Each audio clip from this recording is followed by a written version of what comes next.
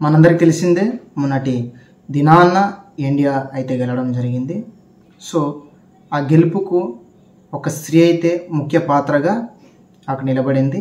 So ఆమెను interview చేస్తే ఆమె ఏమని చెప్పిందంటే, ఈరోజు ఇండియా ఓడిపోయే పరిస్థితిలో ఉన్నప్పుడు నేను నిలబడి నేను ఉన్నానని వారికి ధైర్యం ఇచ్చి ఈరోజు నేను మ్యాచ్ని గెలిపించానంటే దానికి కారణము నేను నమ్మిన యేసుక్రీస్తు అని తను చెప్పడం జరిగింది. సో ఈ మాటను అనేకులు పట్టుకొని ఈరోజు ట్రోల్ చేసి తనను బాధ పెడుతున్నారు.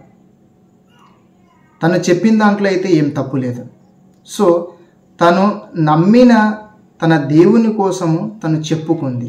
ఇది కొంతమందికి నచ్చకపోవడం వల్ల వారు ఏం చేశారంటే ఈ యొక్క పదాన్ని పట్టుకుని సోషల్ మీడియాలో అనేక రీతిగా తనను ట్రోల్ చేస్తున్నారు. మనము ఏ దేవుడిని అయితే నమ్ముతున్నామో ఆ దేవుని కోసం మనం చెప్తాము. ఎందుకంటే మనము ఆ ఒక దేవుని మీద విశ్వాసం పెట్టుకున్నాం కనుక ఆ దేవుడు నా తోడుగా నా పక్షాన ఉన్నాడు కనుక నేను ఇది చేయగలిగానని తన ఒక నమ్మకం కనుక ఆ ఒక నమ్మకాన్ని ఆ ఒక విశ్వాసాన్ని తను ఈరోజు చెప్పుకోవడం జరిగింది. దాన్ని ఈరోజు మనం ఏం చేస్తున్నామంటే ఒక తప్పుగా మనము క్రియేట్ చేస్తున్నాము.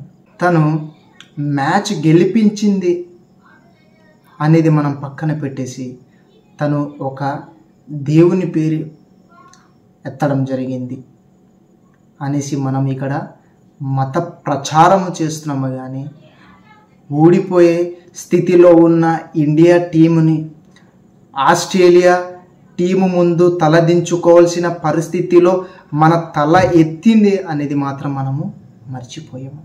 అది మర్చిపోయి మనము తను గెలిపించిన దాన్ని మనము పక్కన పెట్టేసి తను యేసుక్రీస్తు అనే పేరు ఎత్తింది కదా.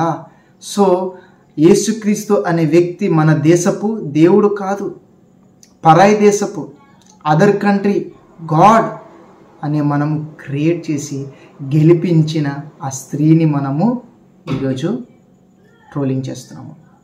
భారతీయులుగా మనం గమనించాల్సింది ఏంటంటే, ఒక దేశం ముందు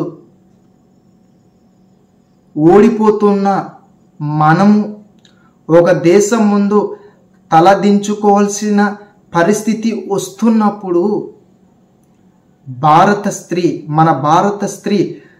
మన భారతదేశం కొరకు నిలబడి పోరాడి నాట్అవుట్ అవ్వకుండా తను గేమ్ని గెలిపించింది అని మనము నలుగురికి మనము చెప్పుకునేవారు ఉండాలి. కానీ ఈరోజు మతం అనే పేరుని మతం అనే దాన్ని పట్టుకుని మనం ఏం చేస్తున్నామంటే మన తల ఎత్తుకునేలాగా చేసిన ఆ స్త్రీని మనము అవమానపరుస్తున్నాము.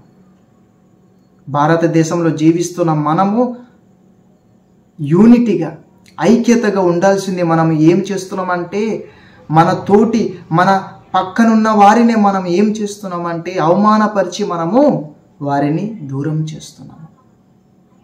సో భారతీయులుగా మనకు ఉండాల్సిన లక్షణము, ఉండాల్సిన క్వాలిఫికేషన్ అది కాదు. భారతీయులుగా మనకు ఉండాల్సిన క్వాలిఫికేషన్ ఏంటంటే ఏ మతమైనా అతను మనవాడు, మన కోసం పోరాడాడు అనేది మనము తెలుసుకోవాలి. నిజమే, ఒకవేళ ఆమె ఆడకపోయి ఉంటే, ఒకవేళ తను అవుట్ అయిపోయి ఉంటే మన భారతదేశం పరిస్థితి ఏంటి? మనం ఫైనల్స్కి వెళ్ళగలమా? వెళ్ళలేము. ఒకవేళ ఆమె అవుట్ అయిపోయి ఉంటే, తను అంత స్కోర్ కొట్టపోతే ఈరోజు మనం ఫైనల్స్కి వెళ్ళాల్సిందా? లేదు. ఈరోజు ఆమె అంత స్కోర్ చేయడాన్ని బట్టి, తన అవుట్ కాకుండా నిలబడడం బట్టే ఈరోజు మనము ఫైనల్స్కి చేరుకున్నాం. విషయాన్ని మనం మర్చిపోయి తను యేసుక్రీస్తు అనే ఒక దేవుని ఒక పేరు ఎత్తిందనేసి మనము పాపం ఆ స్త్రీని మనం ఈరోజు ట్రోల్ చేస్తున్నాము. అది కరెక్ట్ కాదు ప్రియులారా. భారతీయులుగా మనము మన భారతదేశం కొరకు ఆమె పోరాడి మన టీంకి ఫైనల్స్కి తీసుకెళ్ళిందనే ఆలోచన మనలో ఉండాలి. కానీ మనం ఏం చేస్తున్నామో తను ఒక దేవుని కొరకు తను ఎత్తిందనేసి ఈరోజు మనం ట్రోల్ చేసేస్తున్నాము. తనకు మనము థ్యాంక్ యూ చెప్పేవరకు ఉండాలి. నీ వలన ఈరోజు మేము తల ఎత్తుకునేలాగున నువ్వు మాకు చేసావు గనక నీకు థ్యాంక్ యూ అని చెప్పేటట్టుగా మనం ఉండాలి. కానీ తనకు మనం ఏం చేస్తున్నాము, అనవసరంగా నువ్వు మాకు దేశాన్ని గెలిపించవనేసి తనని మనం చెప్తున్నాము. సో ఏ మతమైనా వారు ఏ దేవునికి నమ్ముకున్నా అది మనకు అనవసరం.